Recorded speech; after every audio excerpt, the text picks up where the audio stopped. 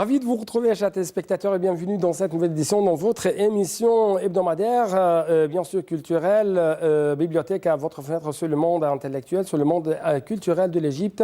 Et bien sûr, j'ai une question très importante, c'est l'énergie vitale. Mais tout d'abord, il y a une question très importante, plus que la première, c'est faites attention des vampires ou faites attention de ceux qui essayent d'absorber votre énergie vitale. En fait, à partir de cette œuvre intitulée Nanzi, dans le monde du traitement par l'énergie et les herbes, Hanan Zinel, celle qui compose cette œuvre, vous assure qu'il y a une sorte d'énergie vitale qui peut être augmentée par des pratiques, que ce soit religieuses ou même à travers les herbes. Mais par exemple, elle vous assure, chers téléspectateurs, que cette énergie peut être augmentée à travers la prière, à travers la purification, l'ablution, bien sûr la purification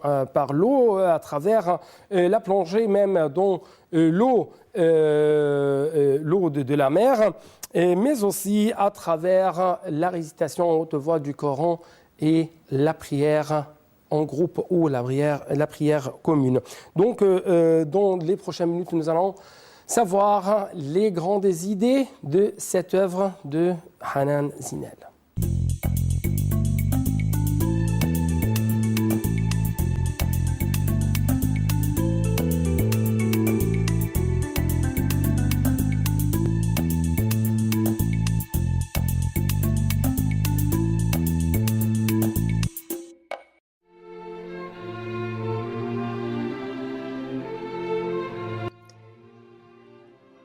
Le champ énergétique de la main droite. Ce champ contient le courant de puissance ou l'énergie positive de l'être humain. Le champ de la main gauche, ce champ contient le courant de puissance calmante et sédative, c'est-à-dire le courant négatif. Le dos de la main droite contient le champ d'énergie négative et le dos de la main gauche, le champ d'énergie positive, c'est-à-dire qu'ils sont entrelacés. Il faut se masser les mains pour avoir un équilibre entre les deux énergies. La partie postérieure de la tête comporte l'énergie négative. On doit mettre la main droite sur la partie inférieure de la tête et la main gauche sur la partie avant de la tête pour avoir un équilibre. Ceci pour déplacer l'énergie naturelle qui se trouve sur le front de la tête. Dans le cas contraire, la personne se sent dérangée et fatiguée. Pour arrêter la douleur d'une partie particulière du corps, il faut utiliser la main gauche car elle calme et apaise les douleurs.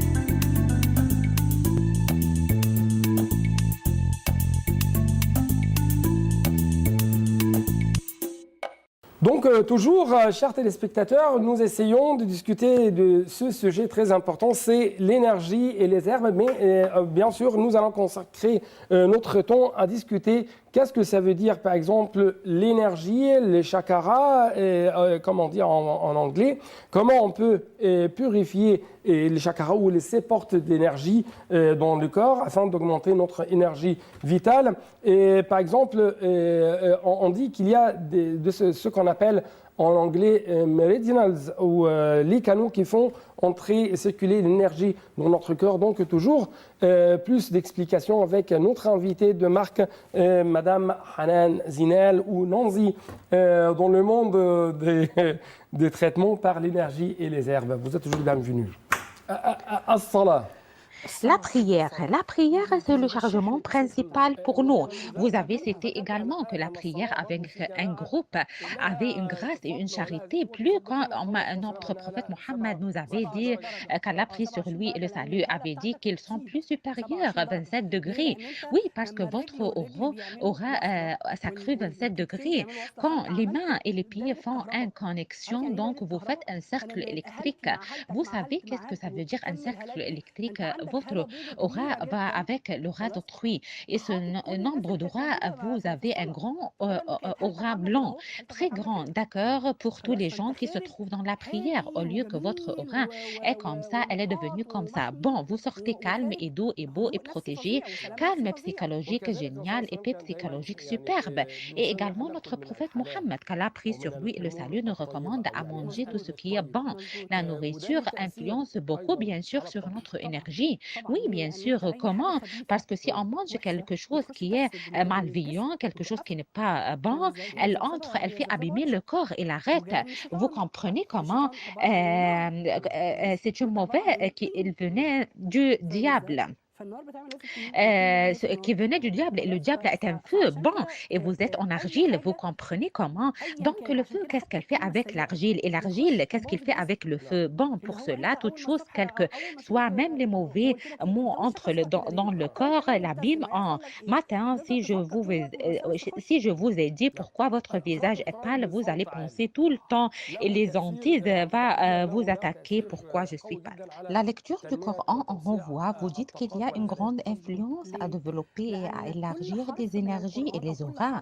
Oui, exactement. Pourquoi? Parce que chaque lettre dans le Coran avait une vibration. Chaque vibration d'entre eux influence sur votre corps avec une certaine façon. Donc, quand vous commencez à lire, vous devez l'écouter, même si votre voix n'est pas très haut. Quand vous l'écoutez, votre vibration va se réformer. Il y avait beaucoup qui ont fait la vibration des milliers avec la vibration du Coran. Nous avons la sourate du Youssef, par exemple. Elle est considérée pour calmer et alléger la douleur et la tristesse. Pourquoi? Parce qu'il avait vu la phrase forte, la phase forte dont il avait passé, la phase forte dans son tristesse et l'indemnisation. Ils ont dit pour la sourate du Youssef, ce qui veut être en compagnie par notre bon Dieu, il doit écouter la sourate du Youssef. Oui, exactement. Pourquoi? Parce qu'il vous révèle et éclaircit à quelle mesure la générosité de notre bon Dieu et l'indemnisation de notre bon Dieu. Bon, et également, quand on ajoute la vibration du alpha qui mène l'homme à se reposer, vous regardez que l'homme allait en sommeil et quand il se réveille, il trouve comme quelqu'un avait caressé sur son corps par notre bon Dieu, avec la compagnie de notre bon Dieu et par l'égide du Dieu pour les prophètes et pour les personnes charitables, ainsi qu'on ne s'attriste pas si on avait atteint une catastrophe parce que nous sommes pour être toujours dans la compagnie de notre bon Dieu. Oui, deux choses, les gens allaient pour toujours à l'envie, à la sorcellerie, mais c'est regarder à ce qui est rédigé dans le Coran et les deux vibrations que notre bon Dieu avait concentrées sur lesquelles n'ayez pas peur et n'attristez pas, n'ayez pas peur et n'attristez pas pour le masculin et pour le féminin. La répétition de la crainte et la tristesse, ce sont les deux vibrations les plus pires et les plus détestes qui entraînent le corps de aucune personne. Et c'est pourquoi il avait répété pour plusieurs fois dans plus d'une sourate et avec plusieurs formules. Il s'adresse pour le féminin et pour l'homme et pour le groupe. Pourquoi? Parce ils ont les plus forts et les plus pires vibrations qui entraient et frappaient dans le cœur, frappaient dans les reins et dans l'estomac et dans les instincts, frappaient dans la reine, frappaient dans l'os, frappaient dans les nerfs, frappaient dans le cerveau. Imaginez quand il frappe dans tout cela, comment vous allez vivre? Pourquoi on patrouille ou on circule autour de El-Kaaba comme contre les aiguilles de la montre? Parce que l'entrée de l'énergie est contre les aiguilles de la montre. Quand vous mélangez par exemple quelque chose dans une tasse ou quand vous renflez, elle doit être contre les aiguilles de la montre. Et également quand on circule autour de El-Kaaba et elle doit être contre les aiguilles de la montre. Et la danse de El Tannoura également. Pourquoi? Parce que cela aide à faire entrer de l'énergie. Donc, il sortait chargé et pas fatigué. Mais si vous patrouillez avec les aiguilles de la montre, vous allez trouver vous-même fatigué et tomber tout de suite. La circulation contre les aiguilles de la montre, c'est un chargement. Elle charge votre corps. Même au Japon, quand ils faisaient les signes du remède, les signes sont faits comment elles sont contre les aiguilles de la montre. Ce sont les symboles qui donnent une force. Et sinon, pas une religion, on parle dans une science pure. Et quand je commence à étudier, je regarde à ce qui est convenable pour la société et je le prends ou j'applique mon science à ce que je me profite ou je le relie avec la religion pour savoir s'il est juste ou faux. Quand je trouve ces preuves dans le Coran et dans le discours, je sentais que ces gens sont parvenus à notre bon Dieu par la science. Nous avons des choses écrites.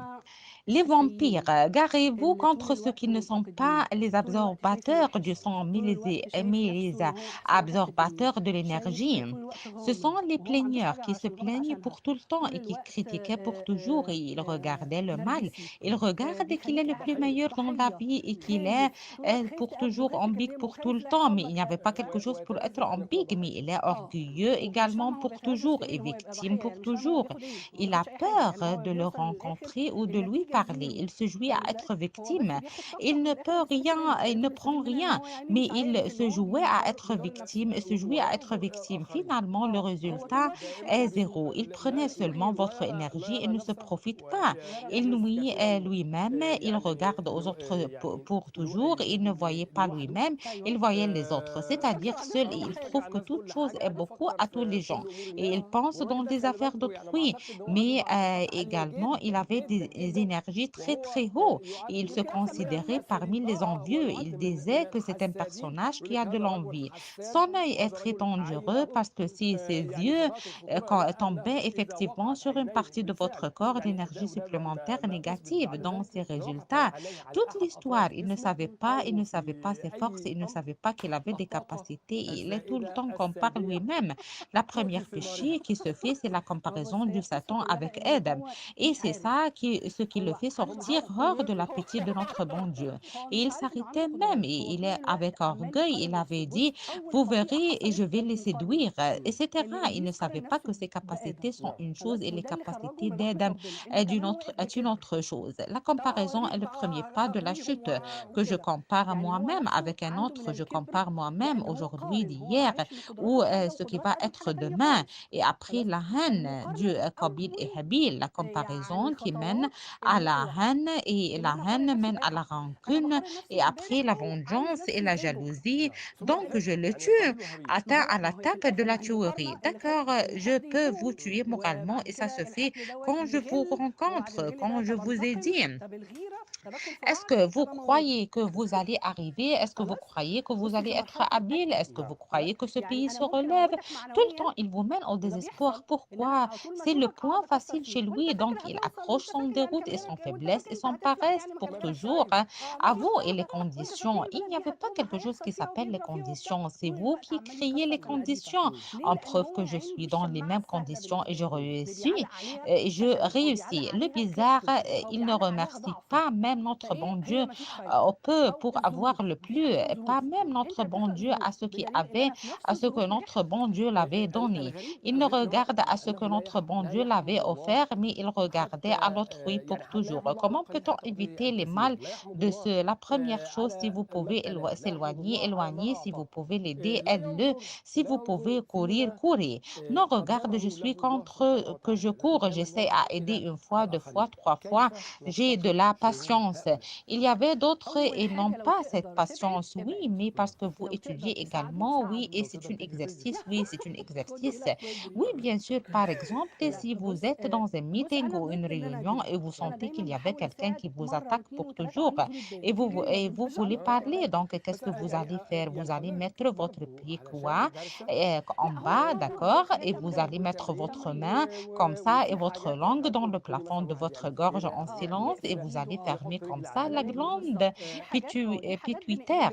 Si vous allez faire comme ça, vous fermez à vous-même et vous avez peur ou vous ne révélez pas ou faire paraître que vous êtes hésitable ou regardez. Non, vous êtes assis avec une confiance complète. Je fais comme ça pour toujours pour donner l'état du triangle. Je ferme à moi-même. C'est parmi les choses les plus faciles que je fais. Croix d'en bas et mon langue dans le plafond de ma bouche pour fermer la glande pituitaire. Et je ferme mes mains, mon concentration, je commence à le perdre, il commence à se retirer de moi, je fais comme ça ou cela, j'activise la région, j'activise mon attention et j'activise également le cœur. C'est la partie où je presse quand quelqu'un s'évanouit. C'est la partie des nerfs. Oui, c'est le point et c'est l'autre point sans que quelqu'un peut faire attention comme je faisais quelque chose, par exemple, en bas. Pour si quelqu'un avait retiré quelque chose de moi, je ne le rattrape pas. Je me sauve moi-même une autre fois. Je buvais de l'eau tout le temps. Ce sont des portraits, non, ce sont des points. C'est le portail du troisième œil et c'est un point parmi les points principaux pour l'activisation, pour faire activiser le cœur et le cerveau. Donc, j'activise les deux parties quand quelqu'un retirait quelque chose de moi et je buvais de l'eau tout de suite pour donner de la vie. On a fait de l'eau toute chose vivante. Oui, d'accord. Ou si je commence à se fatiguer, j'excuse 5 minutes et j'ouvrais la fenêtre et je commence à respirer profondément. Oui, et la chose la plus facile que je respire d'une ouverture et je fais sortir l'air d'une autre ouverture. Et c'est la chose la plus importante pour l'activisation. Voilà, c'est le problème et c'est la solution. Je veux clôturer par un fait très important et comme vous avez cité dans le livre et moi personnellement, je le regarde comme un livre majestueux dans le monde de l'énergie et des herbes.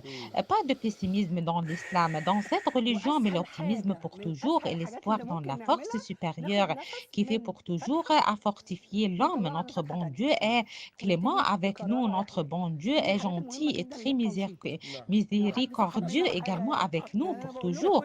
Et il fait tout bien pour nous. Et vous dites que l'optimisme qui aide l'homme pour toujours à fortifier ses énergies vers le plus meilleur, vers un futur plus meilleur, vers une vie plus préférable. Oui, exactement, une vie psychologique plus préférable. Oui, pourquoi l'optimisme? C'est une bonne croyance en notre bon Dieu.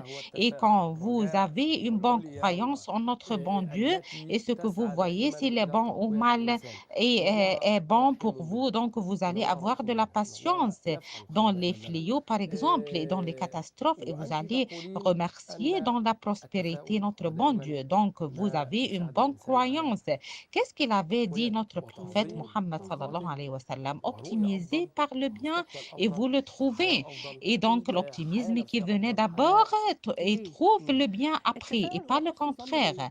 Non, je dois faire avancer l'optimisme et la bonne croyance pour trouver le bien.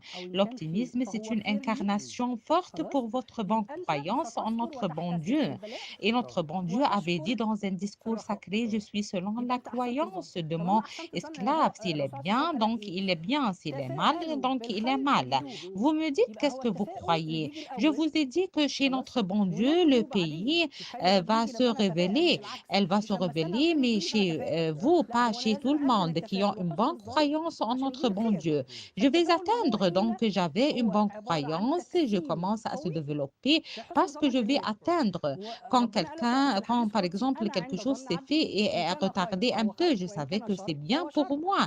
Par exemple, quand je veux sortir, il y avait quelque chose qui me retarde, qui m'entrave. Donc j'avais découvert après, c'est pour prier le Dohr, par exemple, avant de descendre. Donc c'est quelque chose et après toute chose devenait très facile. C'est fini. Il me fait s'asseoir et m'entraver pour prier et pour accomplir mon prière. Si je ne fais pas attention de ce point, donc je vais être nerveuse toute la journée et mon jour s'abîme. Mais parce que j'avais une bonne croyance et je suis optimiste, je savais pourquoi il me fait retarder. C'est pourquoi notre prophète Mohammed, qu'Allah prie sur lui et le salut, avait dit, je suis étonné pour les affaires du croyant. D'où son affaire est bien. S'il est bien, il remercie. C'est bon pour lui. Mais s'il est mal, il patiente. C'est bon également pour lui. Donc le croyant, même s'il a fait des catastrophes, c'est bon pour lui. En fin de compte, oui, bien sûr, parce qu'il s'élève par lui, il lui élève. Pourquoi? Parce qu'il le voulait plus supérieur. Quand votre fils, par exemple, faisait quelque chose n'est pas juste, vous allez le laisser, vous allez le défendre, vous allez le punir une fois, une troisième fois, vous allez le priver. Vous faites cela avec votre fils. Donc, comment avec notre bon Créateur, notre bon Dieu, le Dieu qui élève? Oui, exactement. Donc, en tout cas, il voulait que vous serez le personnage le plus meilleur dans le monde parce qu'il vous aime. Il ne vous crée pas pour vous ennuyer, il vous crée pour pour vous jouir et il vous fait lumineux dans toute place. L'homme est la construction de notre bon Dieu sur la terre et son successeur, il lui édifie, c'est notre bon Dieu l'édifie et ce qui le démolit, notre bon Dieu les démolit. Nancy, je vous remercie infiniment de cette promenade. Merci à vous dans le monde de l'énergie et dans le monde de l'inconnu. Hanan Ziden, j'espère que tout le monde, je vous remercie infiniment et j'espère que les gens admirent et s'intéressent beaucoup de ce livre et s'en profitent. Donc, Hanan Ziden, je vous souhaite tout bon courage et bon succès vers le bien et vers toute prospérité. Merci à vous. Merci beaucoup. أستاذة حنان زينال بالتوفيق وبالخير وبالتفاؤل دائما. تسلم لي ربنا شكراً يخليك جداً. كتر خيرك ميرسي.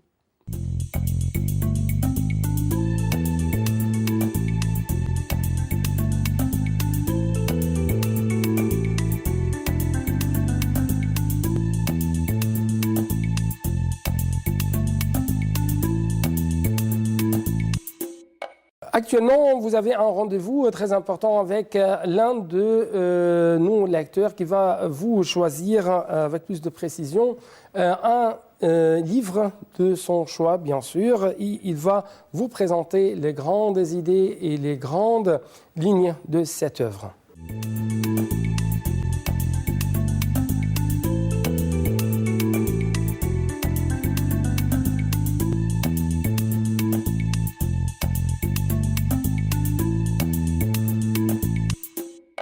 Yaqut ibn al-Hamawi a dit de la poésie d'Ibn al-Mu'taz. Sa poésie excelle la description et la comparaison. Le feu docteur Shawqi Daif, que Dieu ait son âme, a dit qu'il était l'un des partisans de l'école de la poésie compassée. Selon lui, le livre Al-Badiyya est l'un des chefs-d'œuvre d'Ibn al-Mu'taz.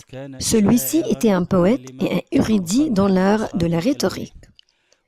Ibn al-Mu'taz a joué un rôle efficace dans l'étude de la poésie d'Ibn al-Muhaddis à travers ses deux ouvrages, Tabaqat al-Shu'ara, les classes des poètes, et Risalatu fi Mahasin al-Shi'r, étude décrivant les aspects positifs de la poésie d'Abu Tammam. En écrivant son livre Al-Badiyya, il a établi une nouvelle méthode pour comprendre la poésie d'Al-Muhaddissin. En lisant le recueil d'Ibn al-Mu'taz, nous trouvons une poésie riche. Lorsqu'Ibn Rumi a fait une comparaison entre sa poésie et celle d'Ibn al-Mu'taz, il a dit que chacun décrit sa vie. C'est parce qu'Ibn al-Mu'taz décrit le niveau de luxe de sa vie dans les palais, les jardins et les fontaines, tandis qu'Ibn Rumi a mené une vie pauvre. Chacun d'eux a décrit sa vie à travers sa poésie. Ibn al-Mu'taz a décrit sa vie de luxe, car il est né en étant prince et est mort après avoir été calife pour un seul jour. La politique a mis fin à sa vie. S'il n'avait pas fait de politique, nous aurions eu une poésie plus éloquente. Mais c'est le destin et la volonté de Dieu le Tout-Puissant. C'était un bref aperçu sur Ibn al-Mu'taz. Nous devons lire ces recueils minutieusement et admirer ce brillant poète.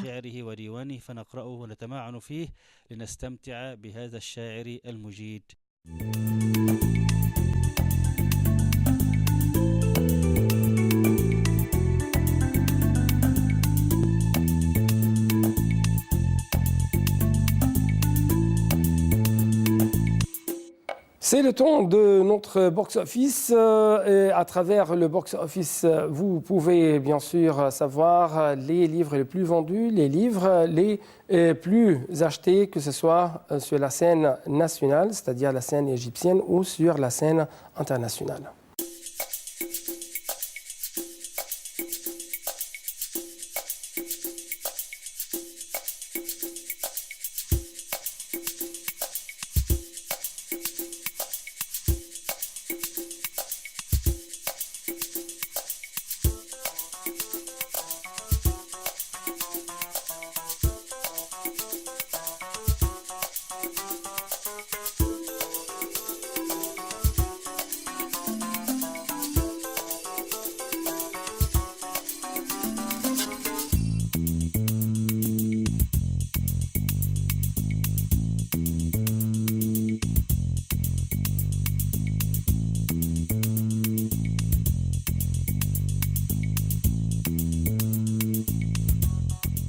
Donc, c'était tout pour cette édition, chers téléspectateurs. Et avant de vous quitter, je dois vous rappeler que vous pouvez consulter, bien sûr, Facebook.